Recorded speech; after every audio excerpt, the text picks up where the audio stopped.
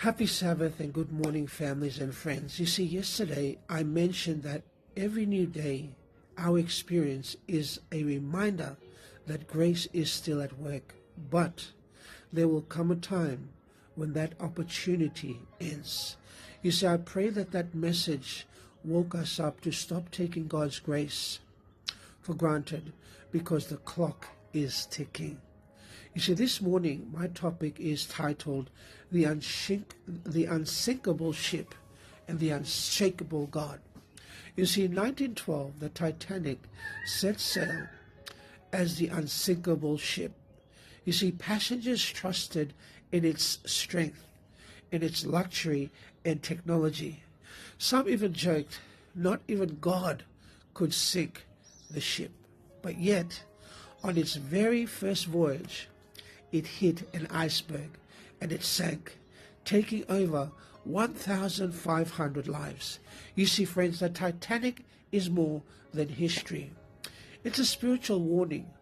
Like the ship, we often trust in our own strength, in our own plans, or our wealth. But in the book of Proverbs chapter 16, verse 18, it reminds us that pride goes before destruction, and a haughty spirit before a fall.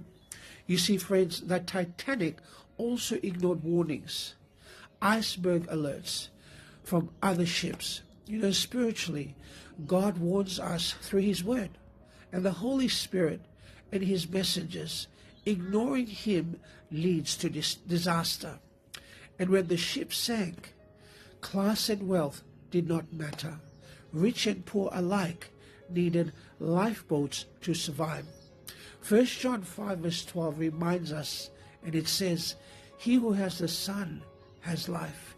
He who does not have the Son does not have life." You see, Christ is the lifeboat for everyone, and there is no other. You see, finally, salvation is urgent. Just as the Titanic sank, in hours we don't know how long we have to choose Christ.